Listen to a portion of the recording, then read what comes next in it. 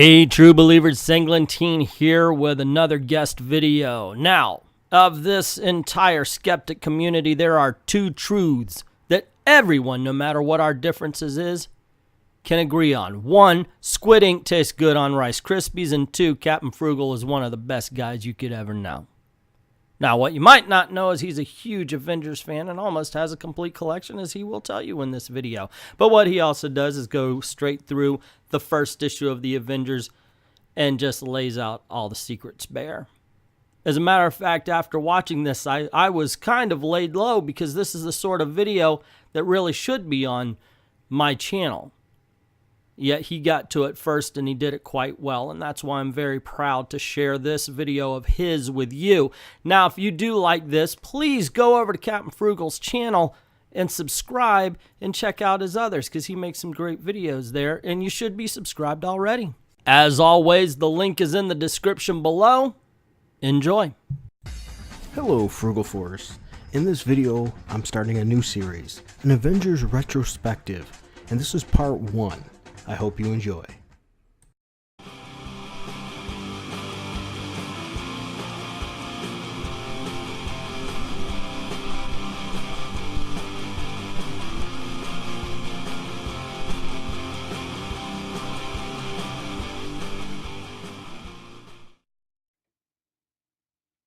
Hello, and welcome to the first episode of the Avengers retrospective. My goal is take this series and go through all of the Avengers issues. Now let me get a little back history first on why I've chosen to do this. I learned to read on comic books. I was around about 4 when I learned to read, and it was largely due to comic books. We were not really wealthy, and we were very lucky that my mother went to a swap meet and happened to buy a whole box of comic books for $1. In that box, it was a world of awakening for me, of wonderful superheroes and adventure stories. It was escapism. I didn't have to get into the issues that were at hand, and I know you're thinking, well, how many issues could there be? Well, there was actually quite a few.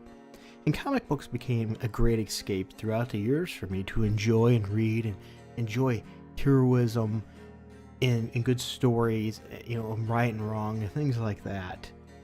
Which is sort of a lost thing in today's comics. With all the moral relativism, it's really not as much there, and they throw the politics in. It's not a great escape tool anymore, but back in the day it was. And when I got that box, and with all those books in it, it was absolutely wonderful. I had the Incredible Hulk #1, several other early issues of Iron Man, Fantastic Four, Avengers, and things. And I will say, the Avengers was a real treat. Now the reason is you get to have many of your favorite superheroes in one book. Whereas if you couldn't go and afford to buy them all, you got them all in one place. Now that might seem like commonplace today, but back then that was really something new. There wasn't a lot of team books. There was Fantastic Four, eventually there was Justice League too, and of course Marvel realized they wanted some heavy hitters in a book too that could probably really do well. And there came the Avengers. This is a series that I've grown to love as I've read and kept up with the issues, and I almost have a complete series. I don't have the full series. I know some do. I'm just not quite there yet, but I have almost the complete series. And so what I want to do is just share issue by issue the fun, the interest I had, and what my takeaways were from the issues. So I hope you enjoy this retrospective. So now let's talk about issue 1. Avengers issue 1 started in 1963. I know it seems almost like such a big difference today from back then of how long time has changed. The kinds of stories we have and everything is greatly different than what it used to be. Now in 1963 too, we had all kinds of these fun advertisements in the books that were just not like they are today. I mean, we have like don't advertisements and things like that, but back then it was a different story altogether. This comic book had a 12-cent cover price. Back then you could buy a comic book with disposable income. The point of a comic book too was to be able to, for example, buy a comic and be able to eat your lunch and have it. Today's comic books at $3.99 price point, you just really don't have that. It's too high of expenditure to be just a random, oh, this looks good. But at this price, you could. And so this issue was a great intro. You know, for that 12-cent price, you got a story with Thor, Ant-Man, Ant-Woman, or Wasp, actually, Hulk, and Iron Man, all in one team. Now, a lot of people automatically assume Captain America, which Captain America has a very rich history with Avengers, but he did not start on the first issue with the Avengers. He was not a founding member. That's a common misconception. Now, as I was getting back to the advertisements a little bit, in 1963, they were just absolutely fantastic. And the very first advertisement was my secret new Dynaflex method, building a He-Man muscled body. I mean, you just don't get those kinds of things in comics anymore. So, just for the ads alone, it's a great retro look back at things. Now, the first issue started with Loki. He was banished and imprisoned sort of in this like different area, this different world, because of his bad deeds. And the whole point is he wanted to get back at Thor. Oh, before I even get into that, this book was written by Stan Lee. Yes, Stan the Man Lee. Drawn by the excellent Jack Kirby, inking Dick Ayers, and lettering was S. Russin. A great team. Excellent team for the time. So anyway, Loki wanted to get paybacks to Thor. So he looked into how to do it. He realized, and this, by the way, is when Thor had his alter ego, Dr. Donald Blake. Don Blake, I think it was for Donald for short. And he thought, I could take him out now, but he thought it would be too easy. He really wanted to do more than just escape and punish Thor. He really wanted to humiliate Thor. Because he always feels like the number two out of the kids in the family, not ever really realizing that he was just as well loved. So Loki thinks about ways to do it. And so he looks for a destructive force that he could use to help take Thor down. And he finds that in the Incredible Hulk. So he sets up a plan to make an illusion of dynamite on railroad tracks. And Hulk, goes to stop the dynamite because he doesn't want the train to get blown up or, crash because the tracks are blown up. And doesn't realize it's really not there, destroys the track. So what then Hulk does is he temporarily builds above the rock and holds up the track. That way it doesn't destroy anything. Now that creates news, of course, and things. And this brings it back to another thing that didn't exist. It doesn't exist today that did back then. We have Rick Jones and his team there, his Team Brigade. And they were ham radio people. And they would use that radio to connect to superheroes and things and inform them if there's an issue. So he used the radio and called for the team of the Fantastic Four. Because he thinks Hulk is most likely innocent. And so he doesn't want as many trouble if not possible. Well, Loki interrupts that signal and changes the signal to get it away and divert it so the Fantastic Four can't get involved. Because remember, he just wants Thor. Well, by doing that, he reroutes this signal to Thor, so it gets to him instead. But unbeknownst to him, Ant-Man and the Wasp also heard it, as well as Iron Man. And so they come in to solve and save the day too. Now while they're waiting, of course, Fantastic Four does contact them, but they're actually currently busy right now. And if they still need help, let them know, but they believe other heroes will answer the call. And so the Avengers, or before the Avengers, Thor, Iron Man, Wasp, and Ant-Man all come in. And they go to take care of it. But meanwhile, Thor happens to see what he thought was the Hulk, even though it was an illusion. So Thor takes off, gets to the Hulk, and realizes it's an illusion. So then he goes to Asgard because he knows who's causing this. It's Loki, and he's going to take care of business. Meanwhile, we have Iron Man and Wasp, and of course, you can't forget Ant-Man, and they're going to go look into the Hulk situation. And they find it at a circus where people believe that he is a robot, that the Hulk is Meccano. He dresses up a little bit with some face paint to look like a robot because no human is that strong to be able to do the strongman feats that he's doing. Like he's juggling a horse and an elephant, things at the same time.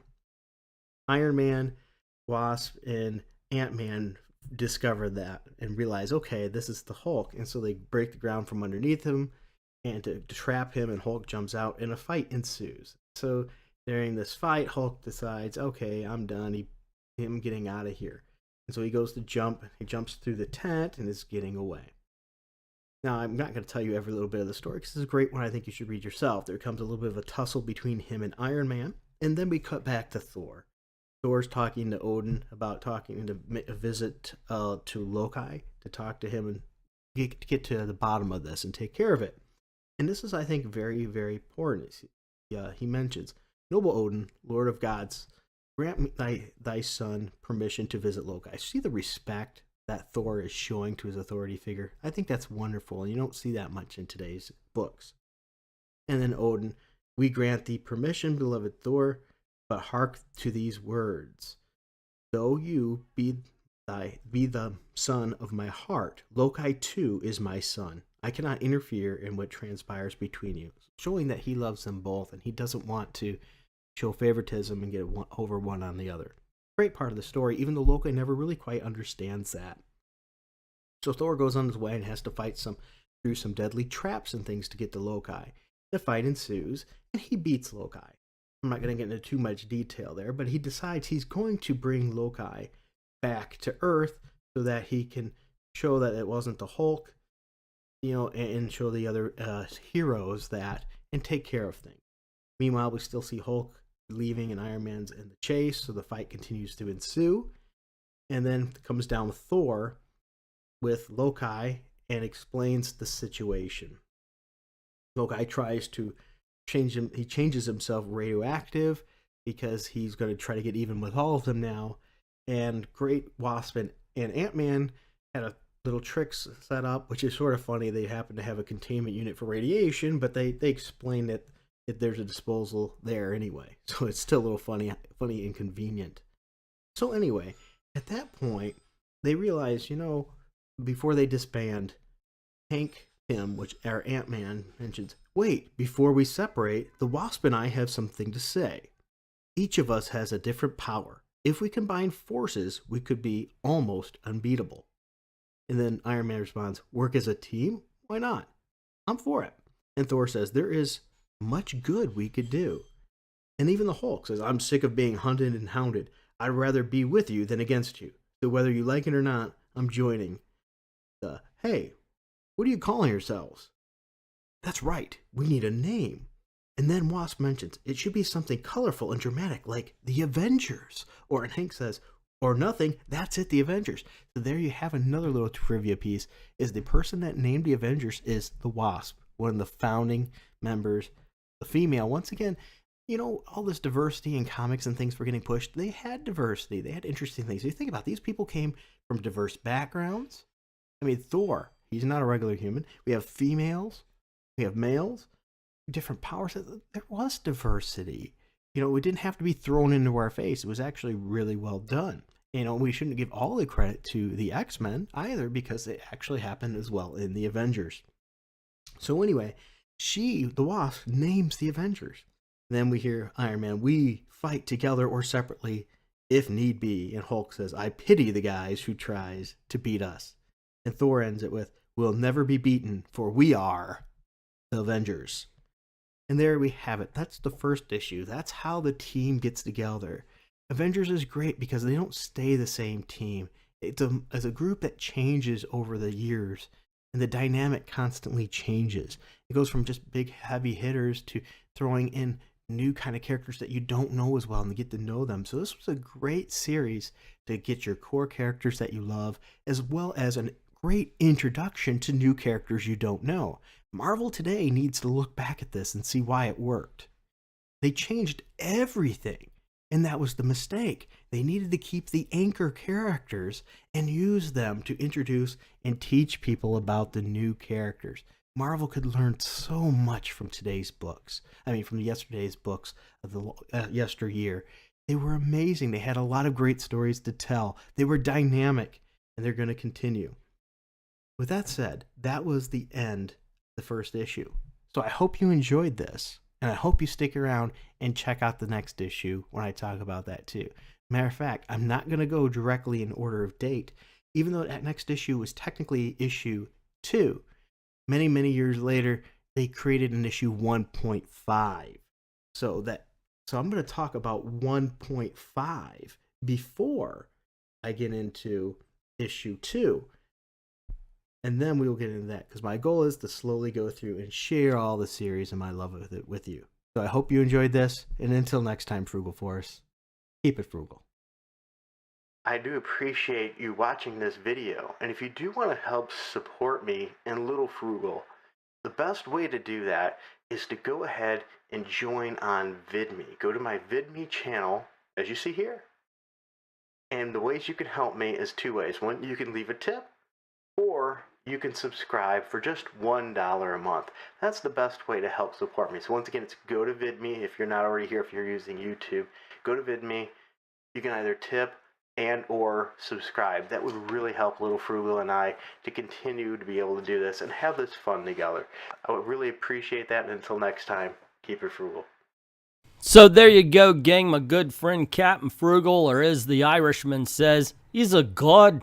I can't do Irish accents, but anyway, I hope you enjoyed it. And if you did, once again, please, the link is in the description below. Just go on over to his channel there, hit subscribe. Fun times there. Always a good time, no matter what he's talking about. Whether he's talking about video games or comic books, you're going to have a good time over there. Also, you're here. Why not subscribe if you haven't already done that? Don't forget to click like, share, hit that notification bell so you don't miss anything. Also, I have a Patreon and VIDME, and so does he. So head on over to either one of those. Links are in the description below for mine anyway. And drop $1 in the till. Help us keep the lights on. Help us keep making videos for you, because we do enjoy the heck out of it. Like to thank everyone who's already done that. And to everyone, all of the true believers who order a scotch when they're starving, thank you very much for watching.